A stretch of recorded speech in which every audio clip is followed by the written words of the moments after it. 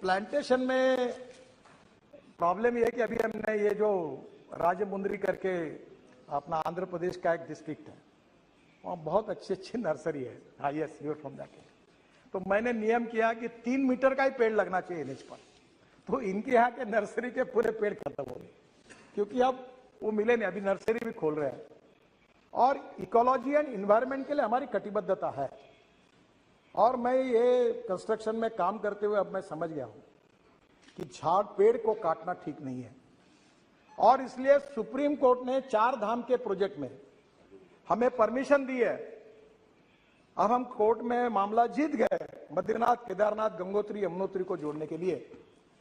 फिर भी हमने निर्णय किया कि हम देश में 1000 कॉन्ट्रैक्टर ऐसे तैयार करेंगे जो केवल ट्रांसप्लांटेशन का काम कर सकते हैं। हम पेड़ तोड़ेंगे नहीं, हम ट्रांसप्लांट करेंगे। अध्यक्ष महाराज, आपको कभी समय मिलेगा तो हम एक स्टेट ऑफ आर्ट प्रोजेक्ट एक एयरपोर्ट के पीछे द्वारका एक्सप्रेस हाईवे कर रहे हैं सर। 30,000 करोड़ का प्रोजेक्ट है 10 किलोमीटर में।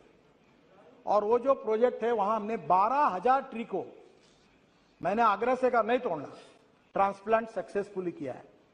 इसमें अलग अलग प्रकार की टेक्नोलॉजी है और निश्चित रूप से इस देश में 1000 कॉन्ट्रैक्टर ऐसे तैयार करेंगे, पर पेड़ उनको पैसा देंगे और इसके बाद पेड़ काटेंगे नहीं, ट्रांसप्लांट करेंगे।